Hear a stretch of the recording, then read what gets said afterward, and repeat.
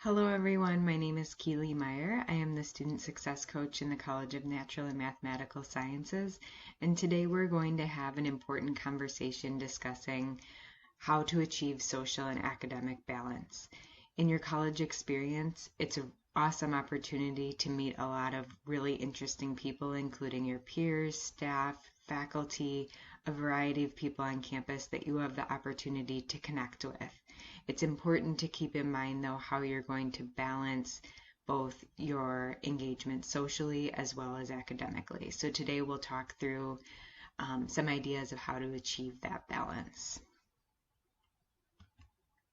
So for today's agenda, I want to talk about who are you and what do you value, because that should be reflected in the ways that you spend your time. So really taking time to sink into who you are in addition to a student as well as what you value will allow you to structure your time accordingly to be in alignment.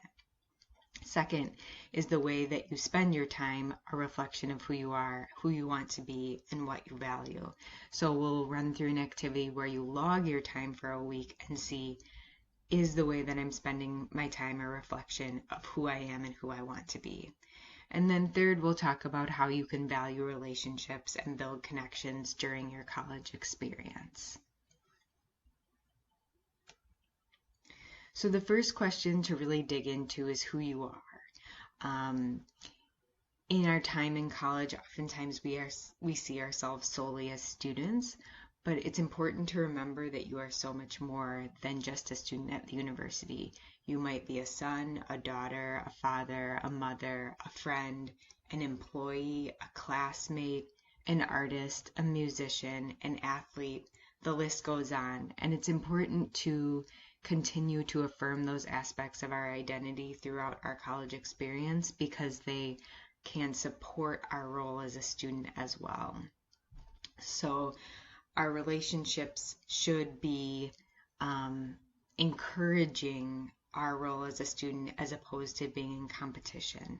Sometimes we can overfavor our role as a student and focus on academics at the expense of our relationships, but ultimately we need those relationships in order to be the best student possible. And the opposite could be true as well. Sometimes we will prioritize our relationships at the expense of being the best student we can be. And our focus should be balanced in being both a student and in those relationship type roles. It's also important to consider who serves as your counsel or your support system. College is a really challenging time, and we need those people that are in our corner to give us feedback, to challenge us, to cheer us on, to support us.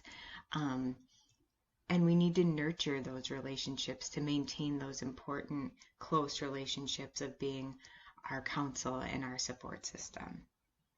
So start to think about who you are, who is your counsel, and where you feel like your balance is right now in those relationships as well as your role as a student. The second big question is thinking about what do you value or what is important to you. So some questions you might ask yourself is, do you value healthy cooking? So then we would want to see within your schedule time spent going to the grocery store, looking up different recipes, and time spent cooking. Do you value time outside? Then your schedule should again reflect walks outside or runs outside or spending time at a local park. Do you value close relationships? Again, your time should then show that you are spending time with those people that are important to you. And do you value creative expression? Do you have time built into your schedule to spend time painting or drawing or working in a studio doing pottery? So think about what is important to you, which will show you what you value, and then inform in our next activity how you should be spending your time.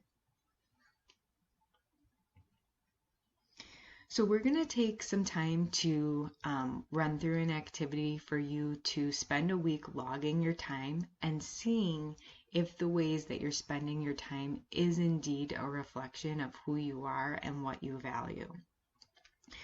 So I'm going to show you a Google Sheet that I created in order to help you work through this process and really illustrate nicely for you that there are 168 hours in each week.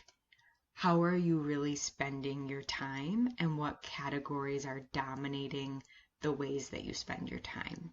After completing that activity, then you'll take some time to reflect and see, is how I spend my time aligned with my priorities, aligned with my values? Am I achieving my desired balance? So when you look at the pie chart that's created for you, are there slices of the pie that are too big in accordance or not in accordance with your defined values? And thinking about, am I spending time on items that are both desirable but not necessarily a priority? So it might be desirable to watch Netflix, but that may not be a priority, as well as items that aren't desirable. So say working on your Math 151 homework, but are certainly a priority. So taking stock in that there has to be balance in that way as well. And now that I know how I spend my time, what adjustments will I make moving forward? So if you navigate to that bit.ly URL that's shared on the screen, you will be asked to make a copy of a Google Sheet, which I am going to share with you now and show how it's set up for you to create your own log of your time after we look at a model. So I'm going to navigate to that now. So on the screen, you'll see a copy of the Google Sheet that you will create when it asks you if you want to make a copy. So there's 3 different tabs at the bottom of the sheet. There's a model, an opportunity for you to then do this activity on your own, and then a place for reflection. So on the model screen, you'll see that I have created a schedule of a week from midnight to 11 p.m. and I've logged how I've spent my time on a daily basis, on an hourly basis. So you'll see that I have sleep written down, when I'm eating, when I am spending time on social media, when I'm studying, when I'm in class, when I'm exercising, etc. And I created categories based on the ways that I spent my time, and I categorized it by sleeping, attending class, studying, time with friends, eating and preparing food, exercising, and then, like I said, TV, social media, and video games. And I counted up the number of cells for each category and noted the total hours that I spent on a weekly basis on each category. Your sum should be 168. There are 168 hours in the week when you take 24 hours times 7 days in the week. So I color coded this so we can visually see both on the log as well as the table as well as the pie chart, kind of how much time is spent in each category. So I had 56 hours spent sleeping, 15 hours spent attending class, 30 hours spent studying, 13 hours with friends, 21 hours eating, 5 hours exercising, and 28 hours spent on social media. So then this next column is set up to be able to show you the percentage of your week that you're spending in that category, and then based on this information, a pie chart will be generated showing how you're spending your time. So if we take a second to look at the pie chart, we can see what's dominating my time is sleeping, and that's positive that I'm seeing about a third of my time spent sleeping, because we really should be sleeping at least 7 hours a week, or excuse me, 7 hours a day, for a total of at least 49 hours a week. I am right in line with 8 hours a day, so that's really positive. I wouldn't want to see more than half of my pie chart spent in the sleeping area, but I'm feeling good about that. I can see that the least amount of time is spent exercising. However, I'm getting in an hour a day, 5 days a week, so I'm feeling really good about that. Studying, I'm seeing I'm getting about I'm spending about 18% of my time studying, or 30 hours within the week, which I'm feeling good about because that's about twice the time spent in class. So that looks in line. Time with friends is about 13 hours, or 7.7% of my time. I have about an hour a day built in, and then on the weekends I have about 3 hours. So I may find ways to create more overlap in the ways that I can spend time with friends. Can I study with friends so I can spend time with them in that way? Or could I go to dinner with them, or lunch or breakfast? That would be another way of getting in that social opportunity while also making progress on the other categories that I've defined. So next week, you can start your own log where you log the ways that you spend your time each day, and then count up the cells fitting each category. You can adjust the categories as you see fit. You may have to adjust some of the formulas in the rows, but feel free to reach out to me. I'm happy to help you with that. And then based on that information, a pie chart should be generated that you can analyze on your own and respond to the reflection questions. So the final sheet in the Google Sheet is the reflection tab, and you're asked a few questions. Is how I spend my time aligned with my goals? So if we move back to those first kind of questions of what do you value? Do you value healthy cooking? Do you value close relationships? Are you seeing that time reflected in your schedule? Are you achieving your desired balance?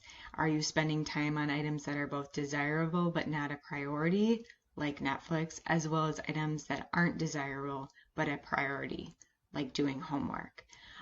So is the Netflix outweighing the homework time? Do you need to cut back on your time spent on social media and move it into the category of studying? And now that I know how I spend my time, what adjustments will I make, as we kind of just discussed? And then based on those adjustments, now you can make a plan and stick to it. So you could copy the log time and instead make a plan of what you want to do. And stick to it the best you can. And the most important piece of sticking to it is knowing that you will have to make adjustments. Things aren't going to go exactly to plan, but remember to be present in each moment. So be present while you're spending time with friends. Don't be thinking about the tasks that you need to do related to homework, because you have time that's set aside in order to spend time doing that homework later on in the day. So trust that you've created a plan for yourself that is in line with your values, as well as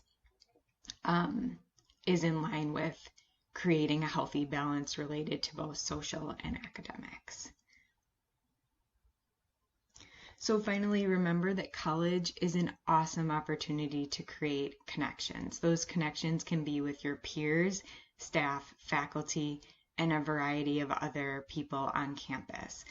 When you're searching out those connections, look for common ground, and also look for overlap in the ways that both your social and academic lives can kind of merge. So you can find common ground with other students through clubs and organizations. I recommend kind of on a monthly basis reviewing the MyUMBC groups and looking for different clubs or orgs that you're interested in joining. Also stay on the alert for the student events boards and looking at different campus events that you can participate and schedule into your week to participate in those events that will allow you to meet students that share similar interests to you.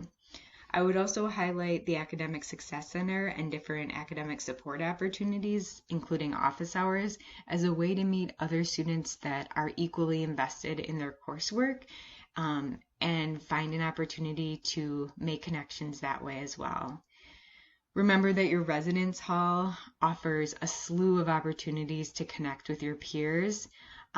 There's activities that are regularly supported, as well as being able to just meet people that live around you and have supportive neighbors as well. And remember to maximize your free hour. That's the space and time which this coming fall will be Fridays from 2 to 5 p.m. in which clubs and orgs will meet. So take that time because it's set aside, and set a goal to try out at least one new club a semester. And finally, remember, as I said before, to be present in each of the ways that you're spending your time on a weekly basis. Set boundaries with the people around you that they need to support the time that you are spending related to academics. That friend time is friend time, but study time is study time. And remember to surround yourself with people that reflect your values and the person that you want to be. The best way, or one of the best ways to become the person you want to be, is to surround yourself with people that you admire and you want to develop the qualities that they have. So I hope that you found this activity helpful. If you would like to talk through it on a more detailed basis, please feel free to make an appointment with me using the Calendly link on the screen, or email me at kmeier@umbc.edu. Have a great rest of your week.